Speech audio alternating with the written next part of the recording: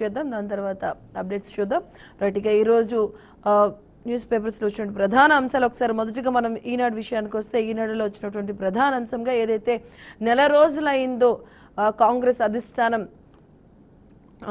పవర్లోకి వచ్చి దానిపైన అలాగే 6 గ్యారంటీల ప్రాధాన్యాలు అమలు తదుపరి కార్యాచరణపై కసరత్తు, ప్రజాపాలన దరఖాస్తులపై నేడు సీఎం రేవంత్ రెడ్డి సమీక్షించబోతున్నారు. ప్రత్యేక వెబ్సైట్లు కూడా ప్రారంభించబోతున్నారు ముఖ్యమంత్రి. అలాగే నేడు సమీక్షలు కూడా చేయబోతున్నారు.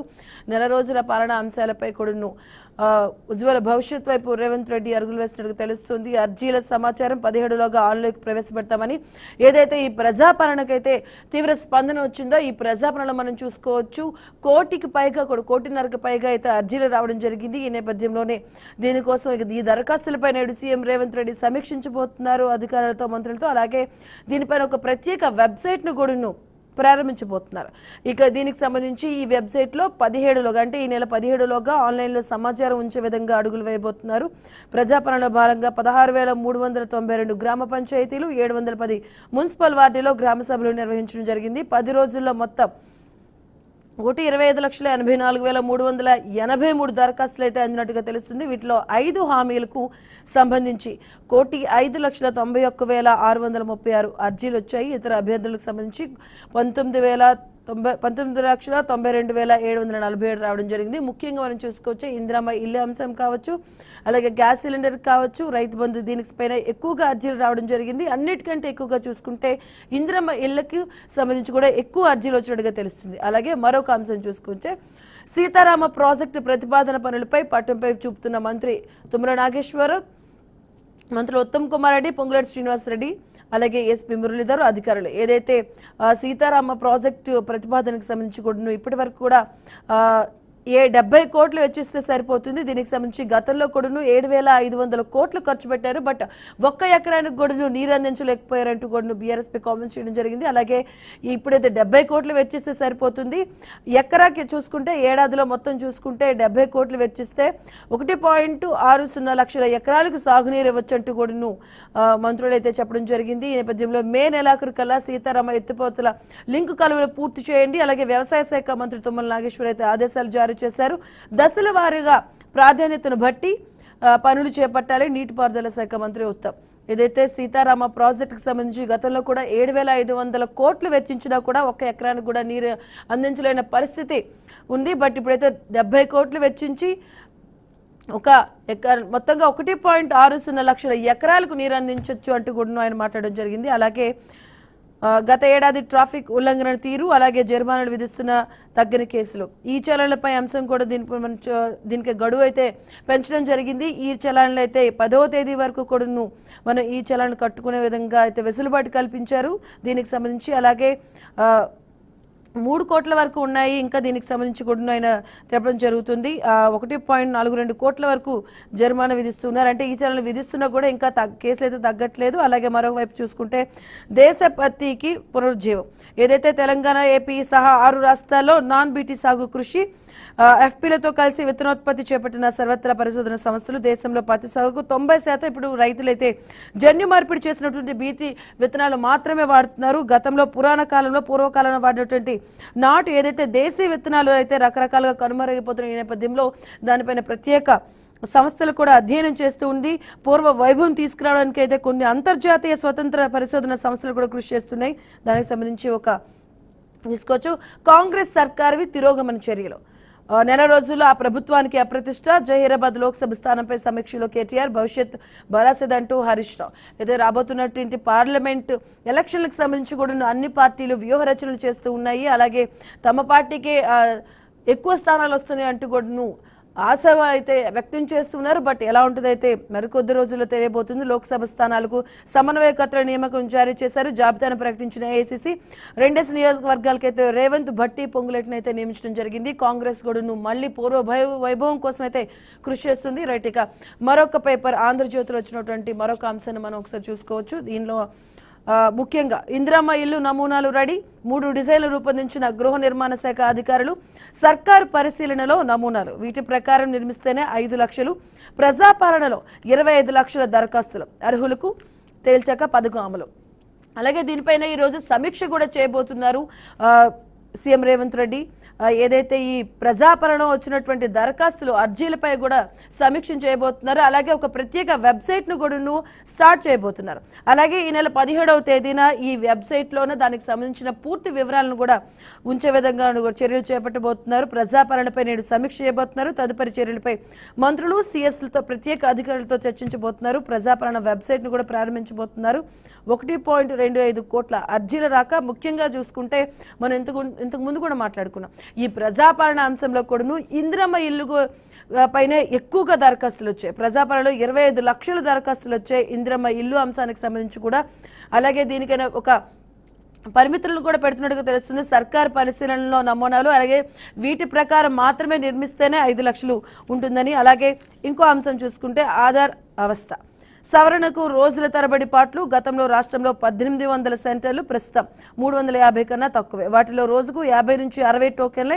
అర్ధరాత్రి నుంచే ప్రజల బారులు. ఇదివరకు మీ సేవల్లో మార్పులు. 3 ఏళ్ల క్రితం నిలిపివేసిన కేంద్రం. ప్రభుత్వ ఆఫీసులోనే అవకాశం. సెంటర్లు పెంచాలన్న విముఖత. తీవ్ర ఇబ్బందులు పడుతున్న జనం. ఆధార్ వ్యవస్థకు సంబంధించి కూడా మనం ఇక్కడ అంశాన్ని చూస్తున్నాం. అలాగే ఇంకో అంశం, కొత్త జిల్లాలను రద్దు చేస్తే ప్రజలు ఊరుకుంటారా? దీనిపైన కూడా ఒక 2-3 రోజులుగా అయితే న్యూస్ సర్క్యులేట్ అవుతుంది. విభజన జరిగినప్పుడు ఏదైతే జిల్లాల విభజన జరిగినప్పుడు కరెక్ట్గా జరగలేదు, దీన్ని పునర్విభజన చేయించే యోచనలు అంటే జిల్లాలను కుదించే యోచనలో ఉన్నట్టుగా తెలుస్తుంది. దానిపైన కూడా రోడ్డుపైకి వచ్చి ఆందోళన చేస్తారు. కాంగ్రెస్ ఎమ్మెల్యేలకు నిరసనలు మొదలయ్యాయి.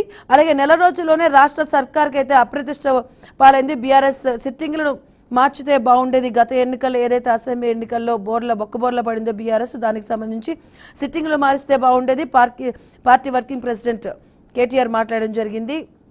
మా కార్యకర్తలపై కాంగ్రెస్ కక్ష సాధింపు చర్యలు చేపడుతుంది. లోక్సభ ఎన్నికల్లో సత్తా చాటుతాం అంటూ కూడా ఆయన మాట్లాడడం జరిగింది. అలాగే హరీష్ రావు, కేసీఆర్, కేటీఆర్ ఈ ముగ్గురు కూడాను స్థానాలు పెంచుకునే యోచనలో ఉన్నట్టుగా తెలుస్తుంది. రానటువంటి లోక్సభ ఎన్నికల నేపథ్యంలో కూడాను ఆ విధంగానే మనం ఒకసారి చూసుకుంటే వాళ్ళు ముగ్గురు కూడా పోటీ చేస్తారంటూ కూడా మనకు వార్తలు వినిపిస్తున్నాయి.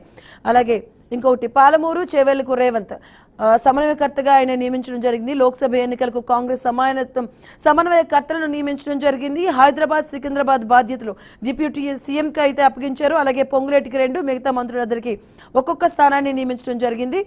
దానికి సంబంధించి ఏదైతే లోక్సభ ఎన్నికల నేపథ్యంలో దృష్టి సారించిందని చెప్పుకోవచ్చు. కాంగ్రెస్ పూర్వ వైభవం కోసం అయితే సర్వత్రా కృషి చేస్తుంది. రైట్, ఇక మరో పేపర్ చూద్దాం. సాక్షిలో వచ్చినటువంటి ప్రధాన అంశాలను మనం ఒకసారి చూసుకుంటే అన్ని పేపర్లో కూడా మనకు చూసుకోవచ్చు. ఈరోజు సీఎం రేవంత్ రెడ్డి సమీక్ష నిర్వహించబోతున్నారు. అలాగే లోక్సభకు అయితే అన్ని పార్టీలు కసరత్తులు ప్రారంభించాయి. అలాగే కాంగ్రెస్ కూడా ఏఐసీసీ సమన్వయకర్తలను మార్చడం జరిగింది. రైట్, ఇక సాక్షిలో వచ్చినటువంటి ప్రధాన అంశాలు మనం ఒకసారి చూసుకుంటే 40 రోజులే గడువు. కాంగ్రెస్ 6 గ్యారంటీల అమలుకు లోక్సభ ఎన్నికల షెడ్యూల్ కారణంగా నెల రోజుల ముందుకు వచ్చిన గడువు. కొత్త ప్రభుత్వం అధికారంలోకి వచ్చి నెల రోజులు పూర్తి. ఫిబ్రవరి 2వ వారం నుంచి ఎప్పుడైనా షెడ్యూల్ వేయడే అవకాశం. 6 గ్యారంటీలు ఇప్పటి వరకు అమలు చేసింది 2. మిగతా గ్యారంటీల అమలుకు ఆటంకం కూడా. ఇక షెడ్యూల్ గురించి ముందే తెలుసు కనుక కోడ్ పేరిట గ్యారంటీలు అమలు దాటవేతను జనం హర్షించారనే అభిప్రాయం వ్యక్తమవుతుంది. మిగిలిన 40 రోజుల్లోగా అమలుపై కాంగ్రెస్ అధికార వర్గాల్లోని సందేహాలు. రేషన్ కార్డులు ఇచ్చి పథకాలు అమలు చేయాలంటే సమయం సరిపోదనే చర్చ. ఇటుకు రాబోతున్నటువంటి లోక్సభ ఎన్నికలు అలాగే ఈ 6 గ్యారంటీల అమలుకు సంబంధించి ప్రధానంగా వీరు తీసుకోవడం జరిగింది. అలాగే నేడు ప్రజాపాలన అంశంపై నేడు సమీక్షించబోతున్నారు సీఎం రేవంత్ రెడ్డి. అటువైపు అధికారులతో కూడాను మంత్రులతో కలిసి ఈయన సమీక్ష నిర్వహించబోతున్నారు. ప్రజాపాలన వచ్చినటువంటి ఎక్కువగా 25 లక్షల వరకు కూడాను ఇందిరమ్మ ఇళ్ల పథకానికి సంబంధించి కూడా ఎక్కువ అర్జీలు రావడం జరిగింది. అలాగే సోనియా గాంధీపై ఎవరు పోటీకి దిగొద్దు. ప్రత్యేక రాష్ట్రం ఇచ్చిన సోనియా గాంధీని తెలంగాణ నుంచి లోక్సభకు పోటీ చేయాలని కోరామని డిప్యూటీ సీఎం భట్టి విక్రమార్క వెల్లడించారు. తెలంగాణపై ప్రేమ ఉన్న ఏ పార్టీ కూడా సోనియాపై పోటీకి దిగొద్దంటూ ఆయన సూచించారు.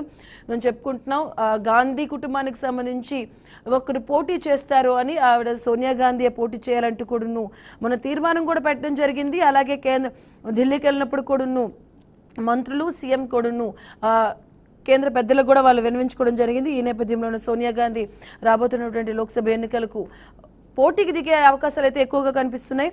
అలాగే మనం చూస్తున్నాం గత 2-3 రోజులుగా కూడాను ఇండియా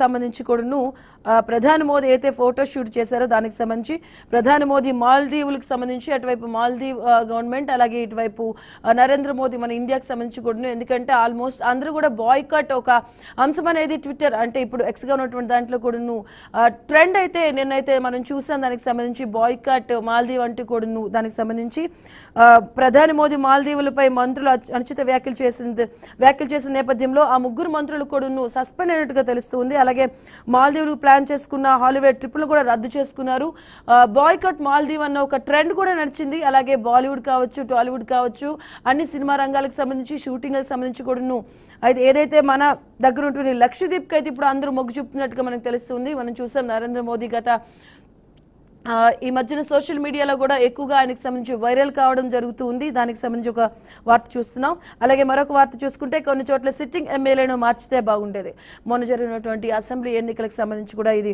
మనం చెప్పుకోవచ్చు పార్లమెంట్ ఎన్నికల్లో పొరపాట్లు జరగనివ్వం కేసీఆర్ పట్ల ప్రజల్లో అభిమానం చెక్కు చెదరలేదు జహీరాబాద్ లోక్సభ సన్నాహక సమావేశంలో బీఆర్ఎస్ వర్కింగ్ ప్రెసిడెంట్ కేటీఆర్ మాట్లాడిన వ్యాఖ్యలు ఇవి ఏదైతే అసెంబ్లీ ఎన్నికల్లో జరిగిందో ఆ తప్పు మళ్ళీ జరగదు ఇప్పుడు రాబోతున్నటువంటి పార్లమెంట్ ఎన్నికల్లో మనకి ఖచ్చితంగా అన్ని స్థానాలను మనం కైవసం చేసుకుంటాం ప్రజల్లో అయితే కేసీఆర్ పైన అభిమానం చెక్కు చెదరలేదు అలాగే పార్లమెంట్ అయితే గతంలో జరిగిన ఎన్నికల్లో సిట్టింగ్లు మార్చుంటే బాగుండేదంటూ కూడాను ఆయన తన అభిప్రాయం వ్యక్తం చేయడం జరిగింది అలాగే ఇంకో అంశం చూసుకుంటే ఈ నెలలో మోదీ సభలు లోక్సభ ఎన్నికల ప్రచారానికి బీజేపీ సన్నద్ధమవుతుంది ఈ నెలలోనే ప్రధాని నరేంద్ర మోదీ రాష్ట్రంలో 2 బహిరంగ సభల్లో పాల్గొనేలా ప్రణాళికలు సిద్ధం చేస్తున్నారు అటువైపు బీజేపీ కూడాను అలాగే ఉత్తర తెలంగాణలో ఒకటి దక్షిణ తెలంగాణలో మరొకటి సభకైతే ఏర్పాట్లు నిర్ణయించినట్టుగా తెలుస్తుంది రైట్ ఇక మరొక పేపర్ చూసుకుందాం వెలుగులో వచ్చినటువంటి ప్రధాన అంశాలు మనం ఒకసారి చూసుకుంటే ఇక్కడ కూడా మనకి ప్రధానంగా కనిపించినటువంటి అంశం ఏదైతే ఉందంటే అది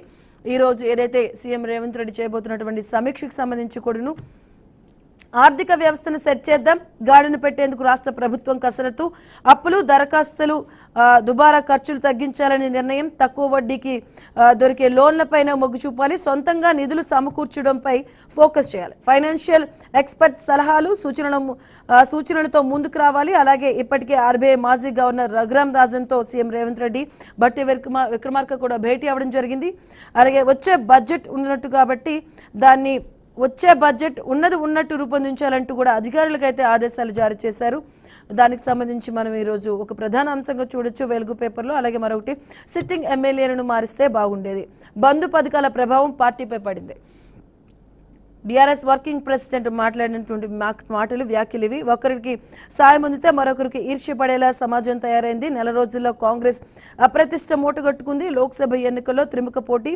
బీఆర్ఎస్కే లాభం బీఆర్ఎస్ వర్కింగ్ ప్రెసిడెంట్ అలాగే మరొక అంశం చూసుకుంటే ఏప్రిల్ లేదా మేలో టెట్ ప్రపోజల్స్ రెడీ చేస్తున్న స్కూల్ ఎడ్యుకేషన్స్ టీచర్ల ప్రమోషన్స్కు టెట్ క్వాలిఫై తప్పనిసరి ఇక వచ్చే 3 నెలల్లో స్కూల్ ఎగ్జామ్స్ ఎన్నికల డ్యూటీల్లో వాళ్ళు బిజీ టీచర్లకు ఇబ్బంది లేకుండా సమ్మర్లో పరీక్ష పెట్టాలంటూ సర్కారు యోచన చివరిసారిగా గత ఏడాది సెప్టెంబర్లో టెట్ మెగా డిఎస్సీ నేపథ్యంలో మరోసారి నిర్వహించాలని ప్లాన్ చేస్తున్నారు దానికి సంబంధించిన ఒక ప్రధాన అంశంగా చూస్తూ ఉన్నాం రైట్ మొత్తానికైతే మనం చూసుకుంటే ఈరోజు అన్ని పేపర్లలో కూడా మనం ఎక్కువ ప్రధాన అంశంగా చూసుకుంటే ఈరోజు